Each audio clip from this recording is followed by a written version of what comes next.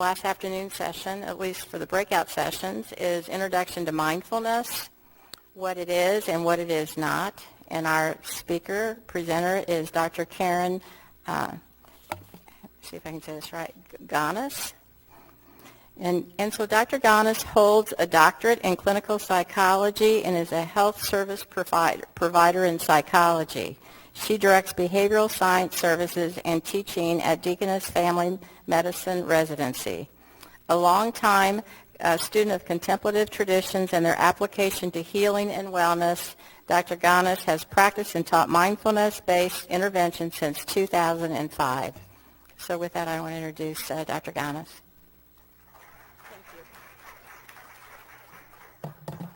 Hello, everyone. Can you all hear me? All right. Good afternoon. This is a tough time, one of the late sessions on Friday, so I will try to endeavor to be as entertaining as possible. We do have some experiential practices, and hopefully we will not turn those into experiential nap time during that, so we will see how it goes. All right. So I just want to get a sense of kind of who is out there in this very large room, and I can only really see a few of you that are up here. But for those out there, in terms of what you're doing in terms of professions, those in the medical profession, nursing, or allied healing arts, show of hands, please. Okay, quite a few. Therapeutic healing, things like speech, occupational, physical therapy, physical healing. Wonderful. Any family, caregivers, or people just interested in mindfulness? Wonderful. And mental health, social work, social service. The group over there. All right, so all the nurses are over here and all the social workers are over here. I've got how this is going today. All right. All right, and my second question is those with some experience in mindfulness practice. Is this new to anyone, or is those of you who have had some experience with mindfulness practice before up front? Okay, so just a few. And those that mindfulness and this concept and what we might talk about today might be a brand new area of learning for you. So a good number. All right, thank you for that. That helps me understand a little bit about what we're going to talk about today. So what I really want to do with our time together this afternoon is look at what mindfulness is and what mindfulness isn't. For those of you who have had some experience with it, you might already have some ideas. But there's a lot of information out there and a lot of practice out there because it's really a growing area of research and a growing area of practice in terms of health and mental health related issues. There's a lot coming out that is really unclear. And what I'm hoping to do today is really give you a pretty good grounding in what is mindfulness practice, really help you understand who should be practicing this. If you're working in a healing profession and you're wanting to offer this as part of what you're doing in your clinical work, what kind of qualifications should you have to be doing that? I want to talk a little bit about the empirically supported mindfulness-based interventions that are appropriate to be delivering with adequate training. And then I want to be able to talk about the use of mindfulness in psychotherapy and other healing arts. So that's kind of where we're going. Okay, and why am I talking to you about this today? Who am I? So as was so graciously introduced, I have a doctorate in clinical psychology, but I don't think that that qualifies me to be a mindfulness teacher. I'm a registered yoga teacher with the Yoga Alliance. I did that about 15 years ago. And that really helped me get a foundation into what was going on in my body and understanding the somatic connection to what was happening in my mind. But that also didn't qualify me to be a yoga teacher. So I went ahead and got a certificate in something called Cultivating Emotional Balance, which is a blend of contemplative practice with an in-depth study of the neurobiology of emotions and how we experience emotions. And that didn't qualify me either to be a mindfulness teacher. And I've been a long-standing student of Eastern spiritual practices, but really a lot of contemplative spiritual practices, and that in itself also didn't qualify me very well to be a mindfulness teacher.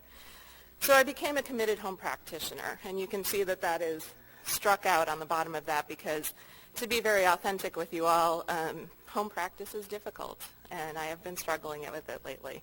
We lead busy Western lives, and spending 8 to 10 hours a day in contemplation isn't always what is available to me.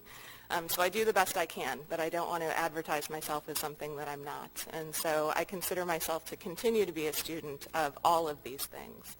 I don't think that our learning is ever complete, or our understanding of the human condition is ever complete. Well, thank you. All right.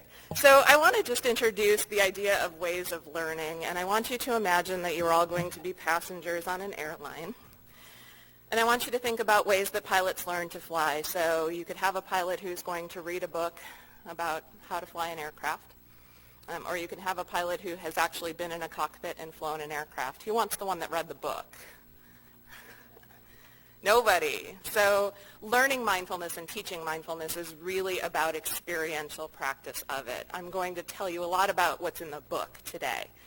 We're also going to pepper in some experiential practices, and in no way is that sufficient to give you a taste of the depth of experience that this practice has in it. But just keep in mind that there are many ways of learning. Today we're going to be a little bit more on the brain cerebral side. We'll dip a little bit into the experiential side.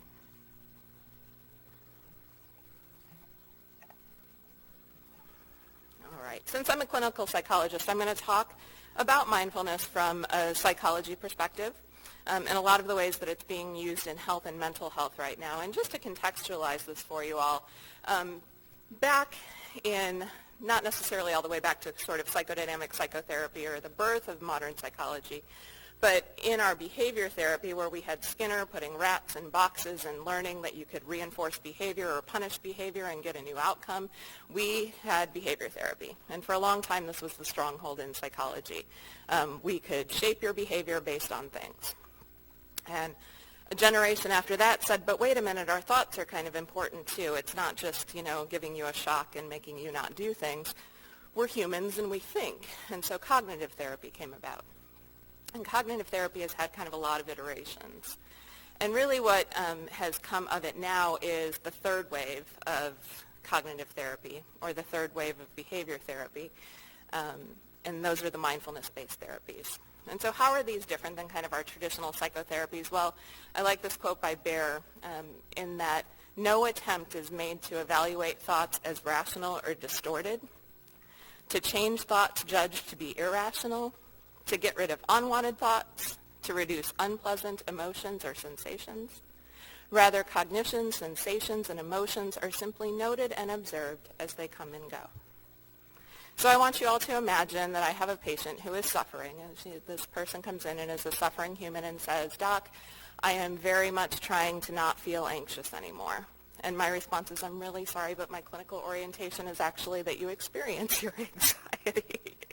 You can imagine a lot of patients don't want to hear that. A lot of folks come in and say, "I want to not be in distress anymore. I want to not feel these things anymore. I want to not have these experiences anymore." And there is a time and a place for all of that. But in terms of mindfulness-based interventions, we're really hoping that people connect with their experiences, and what we're changing is our relationship to the experience, not necessarily the experience itself. So what are these evidence-based therapies? Well, they're sort of the granddaddy of them all, and that is MBSR, or mindfulness-based stress reduction. Came out of the Center for, well, it wasn't the Center for Mindfulness then. It came out of UMass, and a teacher named John Kabat-Zinn, who many of you might have heard of. And he is actually a cell biologist. He's got advanced studies in cell biology. But he was also a Zen practitioner, and he was doing research in chronic pain management. And the docs in chronic pain management said, "We are tearing our hair out. We have no idea. Patients aren't getting any better. They're continuing to suffer, and we've run out of options. There's no more medication to help them. There's no more intervention to help them." And Kabat-Zinn said, "Let me give it a try." And he developed the mindfulness-based stress reduction program, which was basically helping individuals with chronic pain become mindfully aware of the pain, but also to realize that that pain wasn't consistent, that it changed, that there were different qualities to it, that they might be suffering and in pain, but that wasn't who they were, and that they were more than that. And that was part of their experience, but that they could change the relationship to that experience. And he had a phenomenal success. So this was in the late 70s, early 80s in Massachusetts. And the program really started to grow, and they started to apply it to a number of different health and mental health conditions. And out of that has come really every other mindfulness-based intervention that there is. He was the one who was sort of bold enough to say, let's try this in healthcare. Other ones you might be familiar with or have heard of are mindfulness-based cognitive therapy, dialectical behavior therapy, acceptance and commitment therapy. And then there are a number of other mindful awareness practices out of UCLA. There are centers for mindfulness at a lot of large universities now. University of Massachusetts certainly has a center for mindfulness. UCSD, CFM is another, and UCLA MARC Center. The acronym stands for Mindful Awareness Research and Contemplative Practices, are the three big ones who are doing a lot of work on mindfulness-based interventions. Lots of other places are doing research on outcomes and neurophysiological correlates of mindfulness.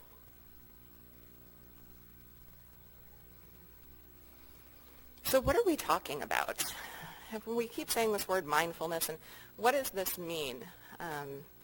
There are a number of definitions out there, and just in terms of helping us operationally define it for our purposes here today, mindfulness is really, at its most simple, being aware of the present moment, fully, non-judgmentally, and with acceptance. Now that sounds pretty simple. We're going to practice here in a bit, and we'll realize that it's a simple concept that's incredibly difficult to practice and experience. An alternate definition is deliberately focusing one's attention on the experience occurring at the present moment in a non-judgmental or accepting way.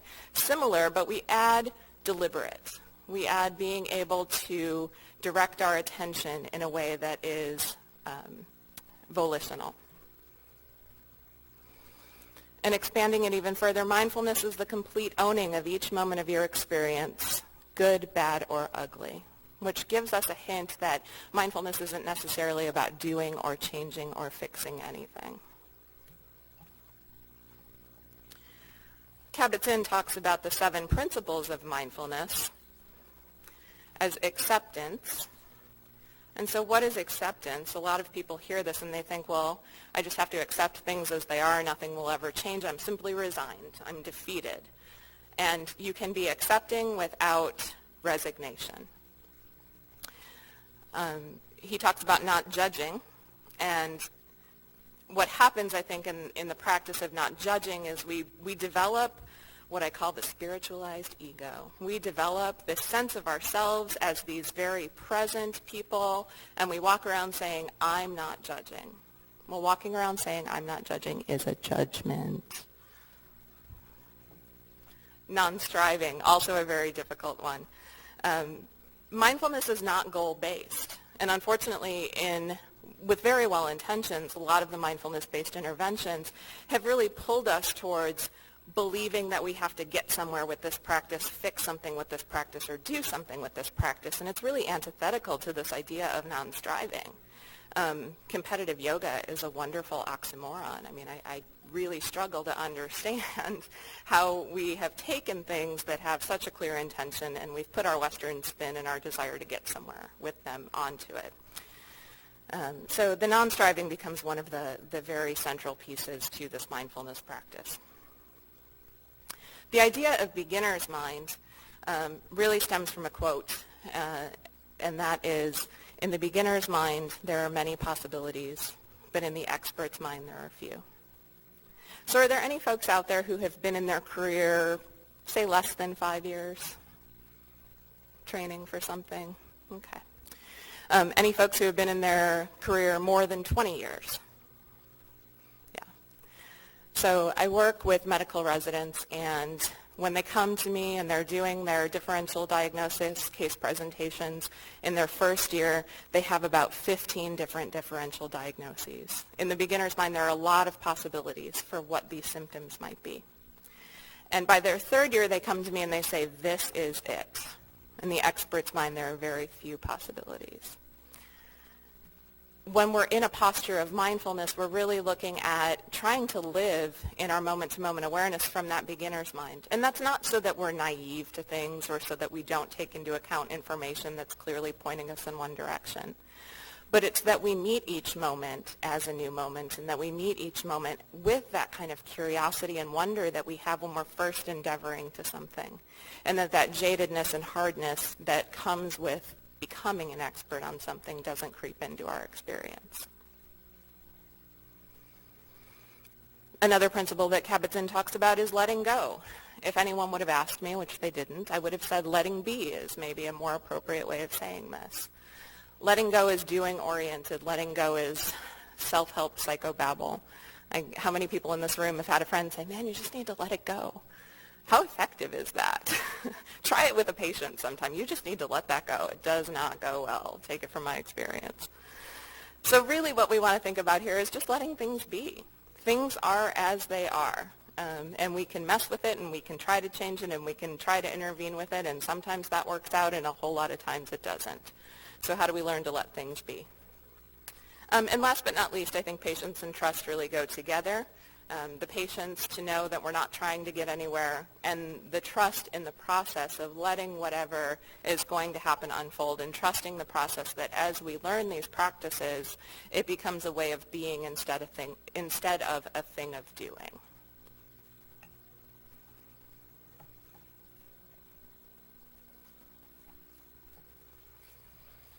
All right. I think equally as important to talking about the definition and what mindfulness is talking about what mindfulness is not. And here's where we start to get into some of the misconceptions that I really see arising. Lots of people talk to me, they hear my interest in mindfulness, and they want to talk to me about programs, and they want to talk about how we can do this, and how do we make this happen here, and how do we use this as an intervention. And I have to say, especially in the last couple of years as it's gotten more popular, I almost want to take a step back. I'm a little more cautious about telling people we're all over as a practitioner that I've taught mindfulness, because often the conversation is, how do we do one of these things? And then I have to go through all of what I just talked through with you, and people get really annoyed because they're like, that's not what I'm trying to ask you. Why won't you just do a relaxation training program with me? That's fine. Let's call it that. So what mindfulness is not, it's not relaxation training, and there's nothing wrong with any of these things. Relaxation training is wonderful. It lowers our stress hormone. It allows us to be healthier. Cardiovascular load is improved. There's all kinds of wonderful things that come out of relaxation training. There's nothing wrong with it, but it's not mindfulness practice. Mindfulness practice is not avoidance of sensations or feelings or thoughts or intimacy. Again, this is a very tough sell for some folks. I want to feel better. I want to feel clear-headed. I want to feel peaceful. You have all of these pictures of folks meditating, and they all look like so peaceful and happy and pleasant, and they're in like a sunny place with a beach. That's not it. Mindfulness practice can be that, and it can also be the depths of our psyche and the discomfort and all of the emotion that we have because we are human beings and human sufferings. It can be all of that showing up, and there's as much beauty in that as there is in the joy. But lots of folks want to just avoid that. They want to distract themselves from it. They want to suppress that. We want to make this go away. That's not mindfulness practice. There are some wonderful cognitive therapy techniques like cognitive reappraisal or cognitive restructuring. Wonderful, effective, can certainly help people alleviate suffering, but they're not mindfulness practice. We're not talking about escaping our pain in mindfulness practice. We're actually talking about the opposite and walking right into it and learning what we call in psychology self-efficacy, that all of us have the ability to hold so much more than we think we're capable of holding. And so instead of avoiding that pain, mindfulness helps people develop the tools to be able to know that they have the strength to endure whatever comes their way and that they'll still be okay. We're certainly not talking about becoming emotionalists. I think that there's another kind of misconception that we're going to be empty-headed zombies, right? So no thought, no thinking, nothing's going on. I'm not having any feelings. It's quite the opposite.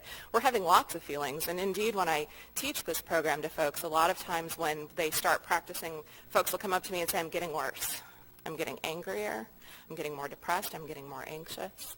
And actually what's happening is they're noticing it more. They're more present with that experience. And so the only way out is through, and that means that that distress might increase. Again, nothing anybody likes to hear when they come to me for therapy. Mindfulness isn't fantasy, it's not story, it's not imagination, it's not withdrawing, and it's not really seeking bliss or enlightenment. In some contemplative traditions, the end of the path of the contemplative tradition is bliss or enlightenment. Mindfulness practice, as we're working with it here in the West, is really about being in those experiences. I think this is a lovely illustration of what mindfulness is not. If you can't read that, it says, oh yeah, first to reach enlightenment, right here, people. Woo, baby, eat my dust, ladies. We've got a little striving monk going on there.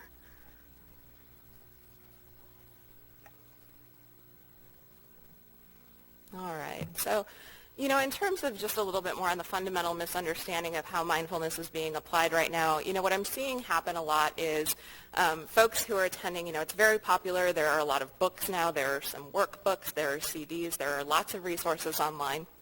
And you, too, can be a mindfulness teacher for just $199 in a weekend workshop.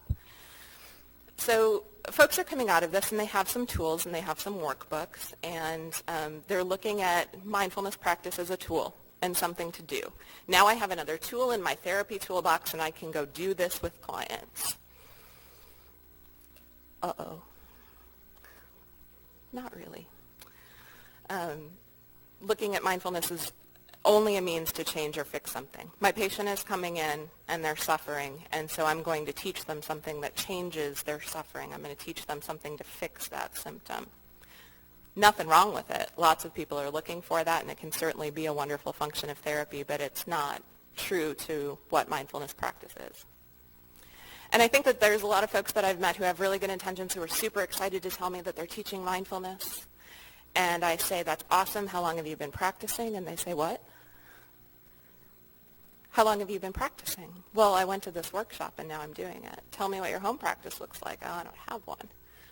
So teaching mindfulness is really not about teaching mindfulness. It's about teaching who we are. So I like to say that we don't teach mindfulness, we teach who we are. We don't practice mindfulness, we experience who we are. And so it's not about improving this human suit that I'm wearing. It's not about self-help. It's not about developing the self. It's really about experiencing oneself fully and authentically. And from the teaching side, it's about sharing that practice with others. So if I don't have a practice, if I'm not grounded, and if I'm not centered in my own practice, I don't have anything to teach. I have a mess, is what I have. My beautiful human mess, and that's wonderful. But it's not a mindfulness practice to share with others.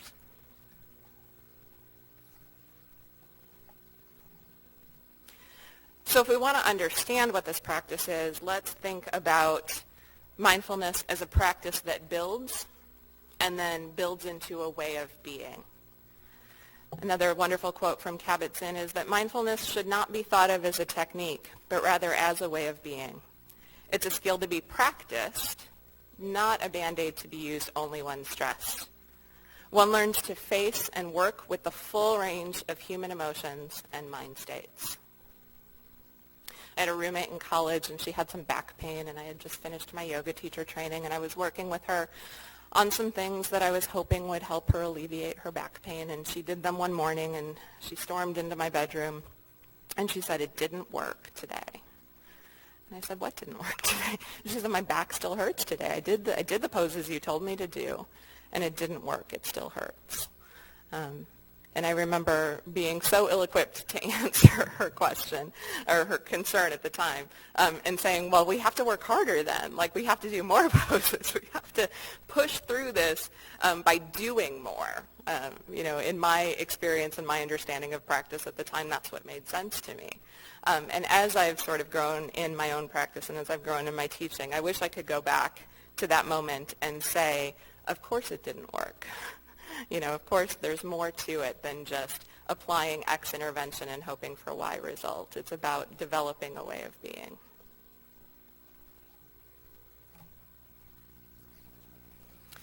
So this graphic is a little tough in terms of the words, so I'll read to you what's happening here, but I think it's a nice illustration. So in our top row, we have you. You're that first. I wonder if this has a little pointer on it. It might. Oh, Excellent. So this is you, all right? And then this is you being influenced by a negative person or experience. Keep in mind that experience can come from within you. It can be your own thoughts. It can be your own sensations, whatever that negative thing is that's happening in your experience. And then this is you kind of being consumed by it, identifying with that experience and merging with it. When we're operating from a place of mindful awareness, this is you. And then this is you being influenced by whatever that thing is, same as up here. Except this is you acknowledging the negativity, accepting that that's part of your reality, and letting it pass through consciousness, thereby teaching you a lesson, but not necessarily ruining your day. And so I like to use this slide just to sort of look at this idea of things are going to happen. We can't control every aspect of experience. We certainly can't control how other people are going to choose to behave. And a lot of times we can't even control how our own mind's going to choose to behave. There are days where we're just more anxious or unsettled or unhappy. And then there are days where we're more settled and more happy. All of those things are events arising in awareness. And so how do we develop a relationship with them where they're just clouds passing through the sky? One of my favorite contemplative teachers, a Buddhist nun named Pema Chodron, says that you're just the sky. Everything else is the weather. And so if you think about that, if you're the sky, tornadoes can go through, hurricanes can go through, flash floods, violent storms can come. And does the sky care? Will the sky be any different or affected tomorrow? No. Human experience is very much the same. We are experiencing all of these things that happened from the joyful end of the spectrum to the difficult end of the spectrum, and they're all just happening. And our humanness is the sky. It's what allows that all to move through. We don't always think that, though. We want to grab onto it and control it and change it and manipulate it and wrestle with it. And what we end up doing is creating a whole bunch of suffering for ourselves. That might be 202. We could have a whole conversation about that. All right, so I have talked long enough, and what I'd like to talk about a little bit are the applications of mindfulness. So really where the rubber meets the road. And in order to do so, I'm going to ask you all, if you would like to, it's your choice, to participate in some experiential practice. And so the first thing that I want you to do is we're going to do just a couple of little mini guided meditations here, guided mindfulness practices. And so the first thing that I'd like you to do is just find a comfortable way of sitting. If you have electronic devices or pens or pencils or notepads, you won't need anything like that at this point. So just go ahead and find a comfortable way of sitting. And if it feels safe or comfortable to you, you can even allow your eyes to close so that you're really just sort of in your own experience. And for the next 60 seconds, what I'd like you to do is just empty your head. Whatever you do, don't think of anything. Be completely clear-headed, be a blank piece of paper. Nothing that you can do should make you think. I just want you to not think, be empty. Ready? Begin.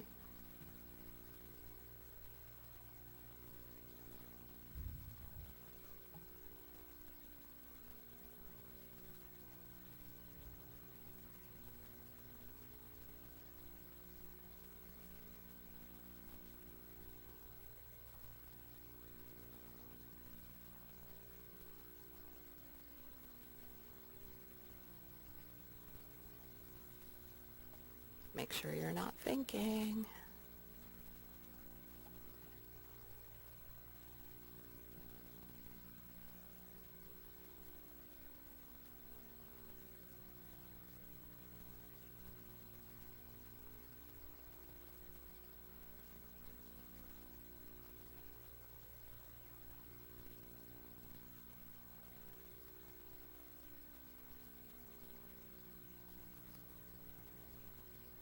And as you feel ready, allow yourself to come back into the room as we wrap up that 1 minute.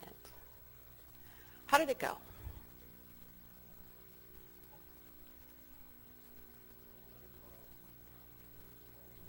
Yes. The paradox of thinking. He said, for those who might not have heard it, the more I tried not to think, the more I thought. Are there any Zen masters out there who emptied their head and didn't think a thing for a minute? no. Thank goodness. I'm not even kidding, the first group. There's always one who's like, yeah. And I'm like, that's amazing. Not super helpful to think of mindfulness practice in the way that we just tried to practice it. Not super helpful to think I'm just going to sit here and empty my head and have no experience. So who had a lot of experience? Lots of thoughts going on. Yes, right? Who left this room in terms of their thoughts? Who was planning later in the day? It's Friday afternoon. I got to get out of here. Here are the things I have to do this weekend. Yep. Making their grocery lists. I've had entire meditations that have been my shopping trips to Target. It is not an easy process. And so simply kind of having an instruction or a thought that this mindfulness thing is just really about me sitting here being blank and feeling blissful, not super helpful. And as we start to struggle with that, as we fight with that, as we engage in it, it's sort of like when you go to the zoo and there's the sign outside the cage that says, don't feed the animals at the zoo. We're feeding the brain. The more that we're pushing on it, saying, don't think, don't do this, don't feel this, the more that the brain is going to show up and say, ha ha, that's not what I'm going to do. As a second example of that, I want all of you, as best you can, no matter what you do, I'm going to say something not to think of, don't think of it. Whatever you think of, don't think of a purple squirrel. It doesn't work. And so when we try to force ourselves, when we decide we're going to engage in a battle of wills with our mind, we're going to lose. Our mind has been designed to think. It would be just as ridiculous to think, I don't want the kidneys to do their job, or I don't want my heart to keep beating. The mind's job is to create thoughts, so thoughts are going to arise. Sensation is going to arise. Experience in the body is going to arise. So in mindfulness practice, and we're going to try this again with a different orientation, our job is to become a scientist of our own experience. Our job is to observe that experience. So I want you to go ahead and find that comfortable seat again, and I'm going to do just a little bit of guiding through this next minute, and then I'll give you a minute to practice on your own, and let's just see how the experience might be different for you. So if it's comfortable to you, you can allow your eyes to close. And just become aware of your body. Become aware that you have a body.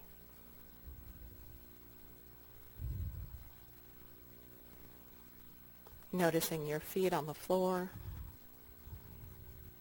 Noticing that your sitting bones are on a chair. Maybe your back is supported. Become aware of your temperature.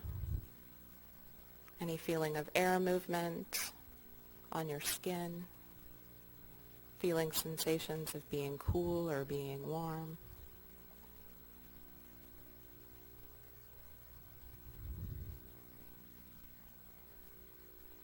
And becoming aware of any places of tightness or tension or pain, and simply acknowledging whatever you find in your experience as what's showing up in your experience.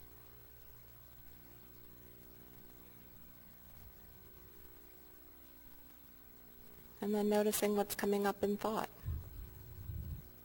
Noticing if the mind is particularly busy. Observing those thoughts as if you were standing above looking down at them and just letting them move through, like those clouds would move through the sky without trying to grab onto or wrestle any particular one.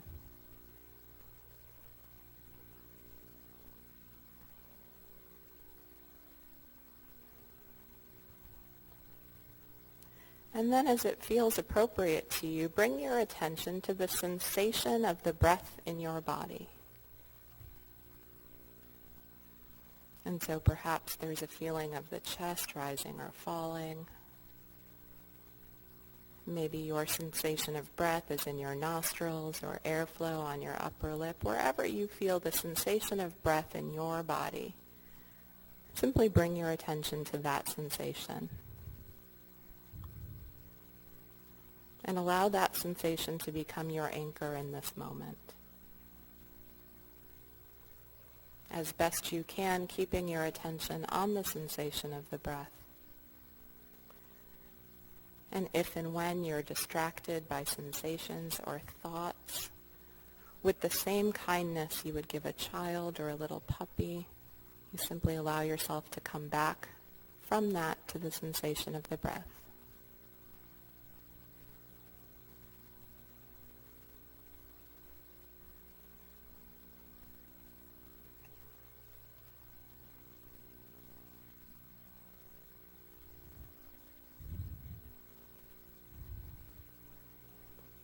Noticing what's happening in your experience now and coming back as many times as necessary to the sensation of the breath in the body.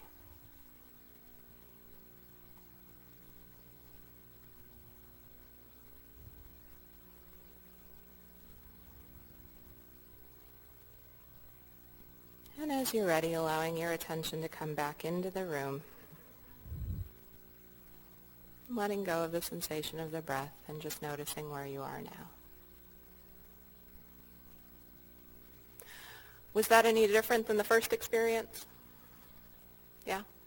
How so? Anybody want to be brave? Yes, thank you.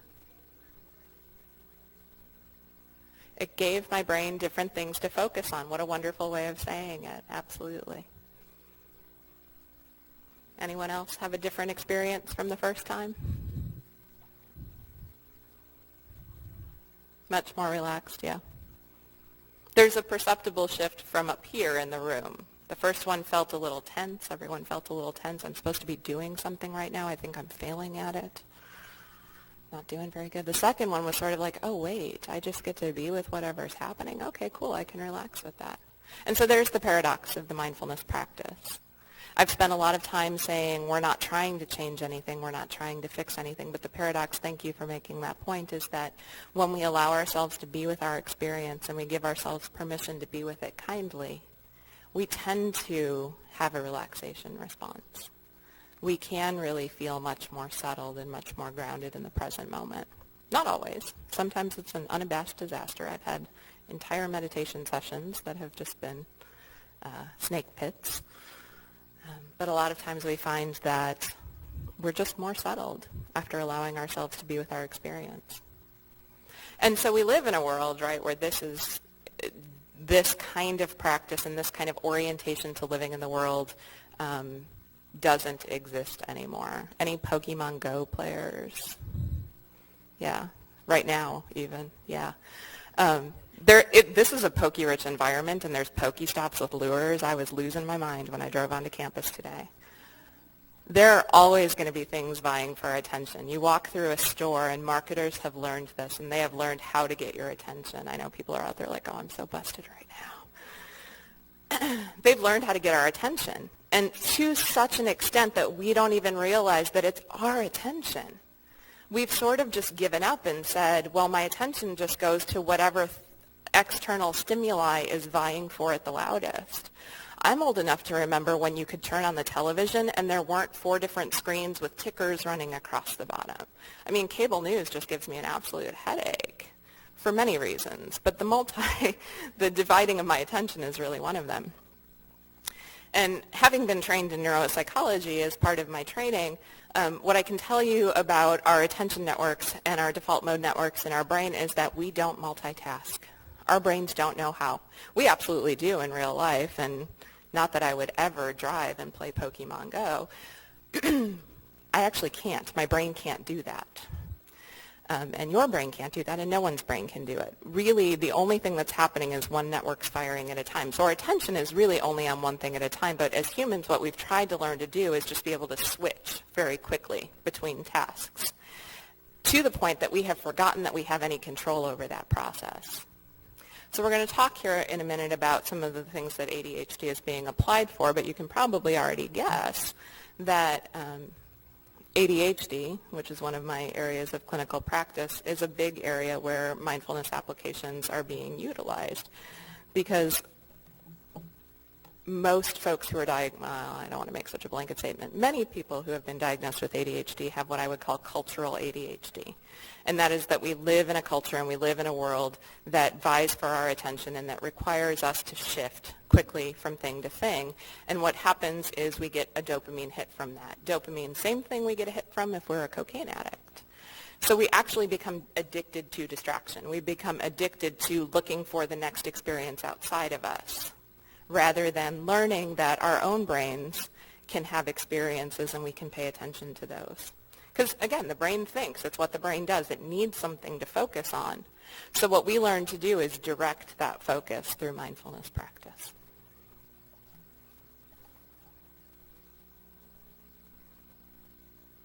All right. Any other comments or questions after that bit of experiential practice before we move on to a bit more information?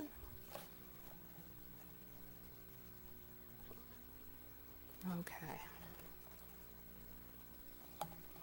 All right, so how can therapists and individuals in the healing arts utilize mindfulness practice? Well, there are a few ways. One is you can become a practicing therapist, and what I mean by that is a therapist who practices mindfulness in your personal orientation, a healthcare worker who practices mindfulness in your personal orientation. You can become someone who is skilled at using mindfulness-informed psychotherapies. So the first tenet of that is having a personal practice. The second tenet of that is getting appropriate training and supervision and use of mindfulness-informed psychotherapies. Or you can become a mindfulness-based psychotherapist, someone whose particular orientation is utilizing mindfulness-based psychotherapy as their standard of care. For those of us who might be on that first level of wanting to become a practicing therapist, which is how we grow into the other levels anyway, I offer a couple of things. The first and my favorite, and what I work with my medical residents, is what I call the doorknob compassion meditation, and I actually alter this a couple ways for them. So I teach them that when they walk up and they knock on their patient's room, and they set their hand on that handle and they're about to walk in, I ask them to, for one moment, just remember, and the feeling of that door handle in their hand is their reminder that there's a suffering human on the other side of that door. And what I hear them often say is, it's Mrs. Smith, this is the 17th time she's been in the last month for the same complaint, and she won't take any of the medication that I've prescribed to her, and she's driving me crazy. Yes, that is your experience. And she's a suffering human. So you are suffering and she is suffering. Do you see the shared humanity between the two of you? At which time they usually roll their eyes at me and wander away for about the first 6 months of their training. And after that, they realize that they're pretty much going to have to stop practicing medicine unless they want to start listening to me about how they might manage their own feelings that come up in their practice of medicine.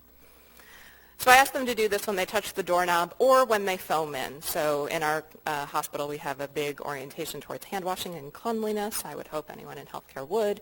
So you foam in when you walk in, and I ask them as they're rubbing their hands to do this just moment of compassion meditation. Please be mindful that the person you're about to engage with is a suffering human just like you are. And so it's not pity, and it's not depersonalizing or minimizing the other person. It's about recognizing that we are all suffering humans and that we're all in this together, and helping them find that space of shared humanity as they're about to make that connection with people. And I think that that's something that across healthcare we're lacking pretty globally, so something that I think we can, all of us can incorporate no matter which discipline in the healing arts we might be in. We also talk a lot about naming of personal feelings and psychotherapy. I alluded to this. This is something that I see certainly in my medical residents has been lacking in their training. As a matter of fact, they've been trained not to have personal feelings. I don't know if you all knew this, but medical doctors are apparently disallowed from having any human emotion whatsoever. It's a recipe for burnout. I can't feel anything, then I might have to take it home with me or care more than I need to just deliver this clinical intervention. So they love it when we start. We have a Balint group, which is a group where we do exactly this. My residents come in and we talk about what personal feelings come up for us in the practice of medicine or in the practice of social work or in the practice of nursing or in the practice of psychotherapy. What's happening for me?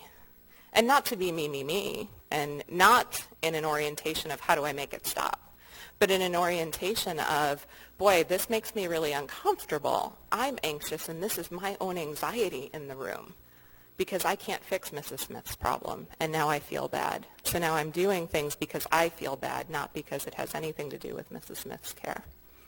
So we work on developing these mindful means, this mindful orientation and mindful way of being, to remember that we all have shared humanity and shared human suffering, and that whatever is coming up within us is not something to be shoved aside or tapped down, but something just to be experienced and to allow it to move through, just like the cloud moves through the sky.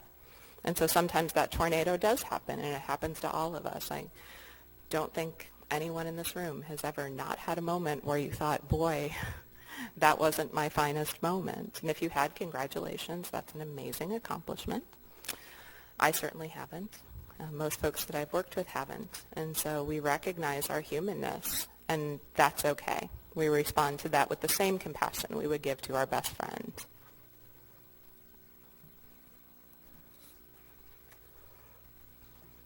All right. I'm going to talk just a little bit about some of the benefits, and this is evidence-based outcomes that research has demonstrated of therapists who are practicing mindfulness. So this was a group of therapists that were not using mindfulness interventions as tools in their therapy, but who themselves were personal practitioners of mindfulness. And what the findings were that it improved the quality of attention to the client.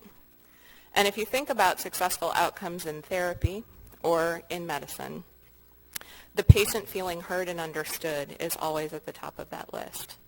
So mindfulness improves the quality of attention that we are able to pay to the people that we're working with.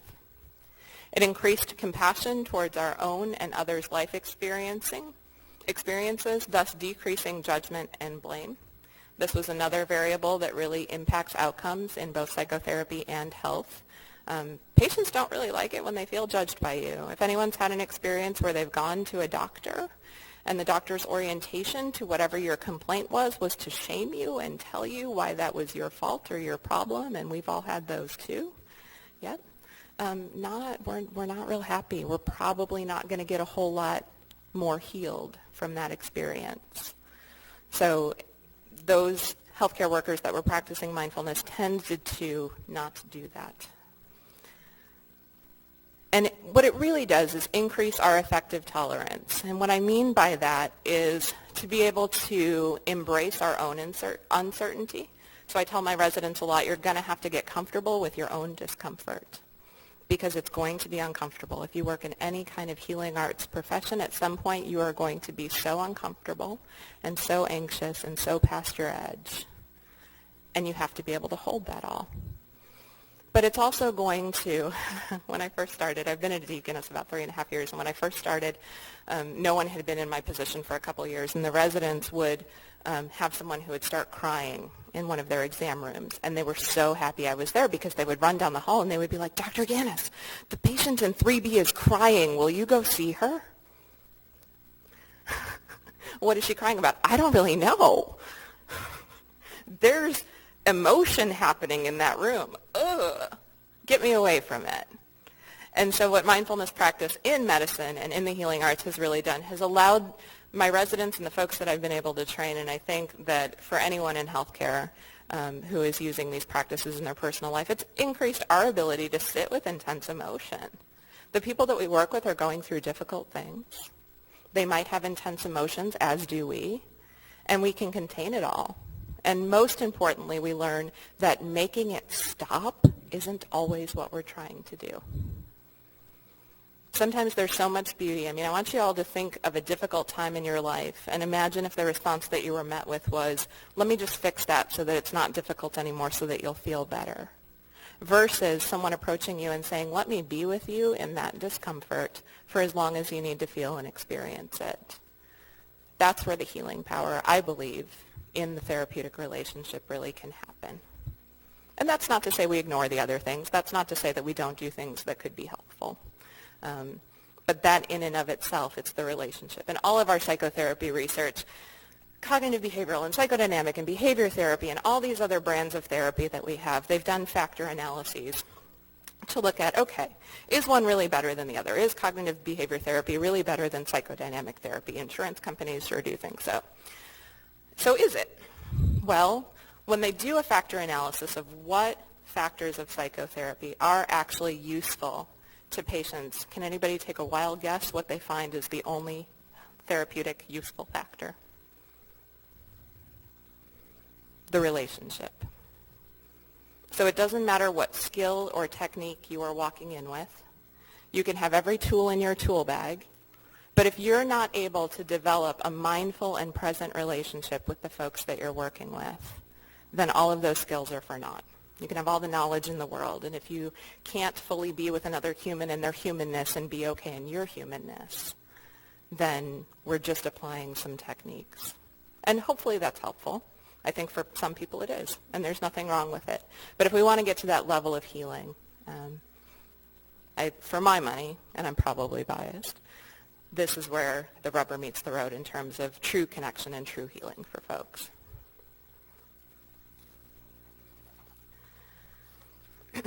So there's a wonderful saying that pain is inevitable, suffering is optional. What does that mean? Pain happens. I like to tell the story. I was at the fresh market. It's been a couple months now. And I was standing in the produce section. Anybody been there, east side of Evansville, fresh market? Yeah, kind of small area, a little bit dim. And a woman ran into me with her shopping cart. And I don't mean like bumped into me. I mean she like mowed me down in the produce section, and I like dropped what I was holding, and it really hurt my hip, and my whole kind of like side of my leg was really sore. And I was thinking, oh man, can you believe it? And so the first thing I did was kind of wander off. I didn't yell at her or anything, although I was very tempted to. I kind of wandered off and called my husband and was like, can you even believe what just happened to me at the fresh market? Ugh. Went about my shopping, checked out, was walking out of the store, and I realized that I was still feeling pretty angry about this person running into me, and so I called my brother, and I told him the story too. Took me about half the way home. And then the next day at work, I started telling one of the social workers that I work with about this woman who had run me down at the fresh market, and boy, you couldn't believe it. And then at lunch, I had conference, and I was telling my residents about this woman who, oh my goodness. So my hip had stopped hurting, 23 and a half hours before that, right? But I was creating the suffering for myself. I was allowing the story of the experience that happened to absolutely get in the way of the reality of the experience, which was, I have no idea what her story was. There was some pain and sensation in my hip. It lasted about 15 minutes, and then it was over. Everything else was my mind taking me into suffering with it. So what are the benefits? As we learn this way of being, as we learn mindfulness, what do we get out of it? And really, what happens for folks who go through mindfulness-based programs or who are practicing mindfulness is that we develop an experiential awareness that no thought, no feeling, or no sensation that we have is permanent. So it alters our relationship to it. There's a saying that I love to use in therapy, and that's no feeling is final. So you can have incredibly intense experience and incredibly intense feelings, and that's wonderful, and they're here, and so they're fine, and you get to feel them for as long as you need to feel them, and at some point they're going to be different. It allows us to really develop an awareness that all thoughts are mental events, even the ones that they say are not. I'm here to tell you that neurobiologically we are feeling before we are thinking. Let me say that again because I think it's incredibly important and it's very misunderstood. We are feeling before we are thinking. The limbic system is in action long before any part of our higher cortical structures or our frontal lobes are ever activated. We are human feelings, really. And so those emotions are what spur the thought. Cognitive therapists will argue for the rest of time with me about that. Thoughts absolutely can create emotions. But the emotions, if we're looking at our neurobiology, are what's happening first. So those thoughts, when we start to develop a relationship with them, that they're just events that are happening in awareness, much like being too hot or too cold are, allows us to change our relationship to it. We really, through mindfulness practice, develop an experiential awareness of how reactive the mind is, how often we're on automatic pilot, how often we're out of our present experience. Anybody ever have the experience of leaving your neighborhood in the morning and wondering if you stopped at that first stop sign or that first stoplight? Yeah, me too. Mindfulness training, and this is probably one of my favorite outcomes, is that it shows us not all suffering is neurotic or pathological.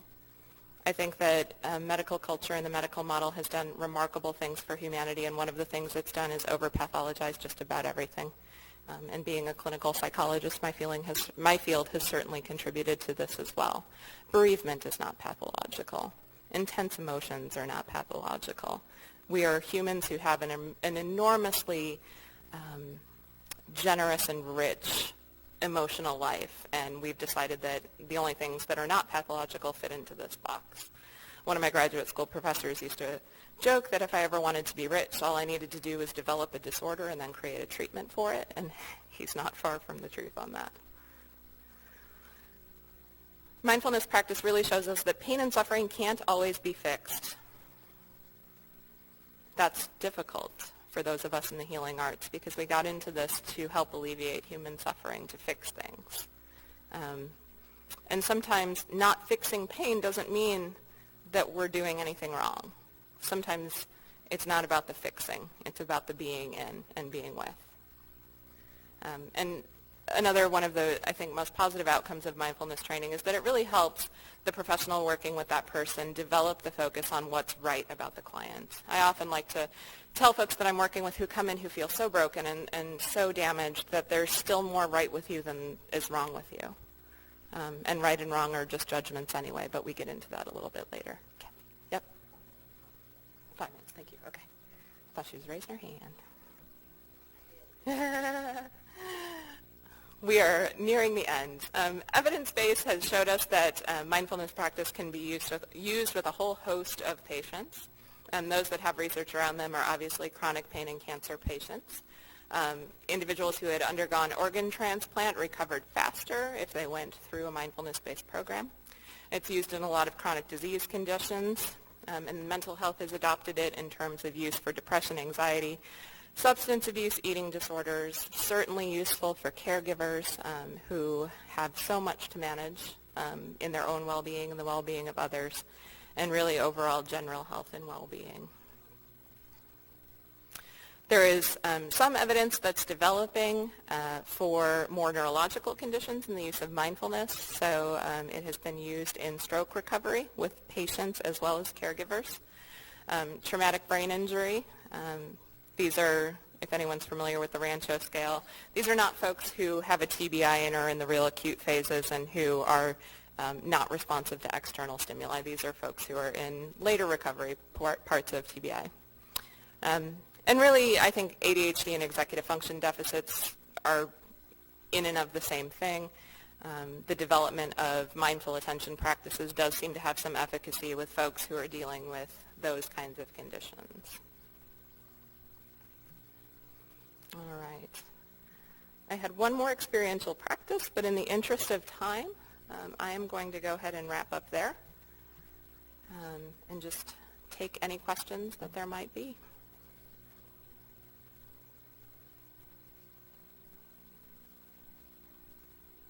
Yes?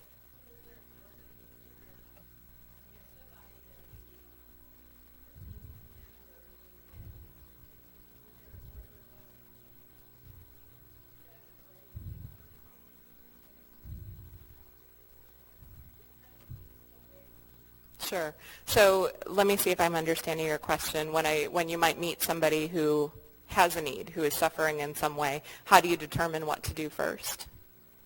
Is that what you're, okay. So I think it's always the relationship. That's the vehicle where nothing else can happen unless there's an established relationship.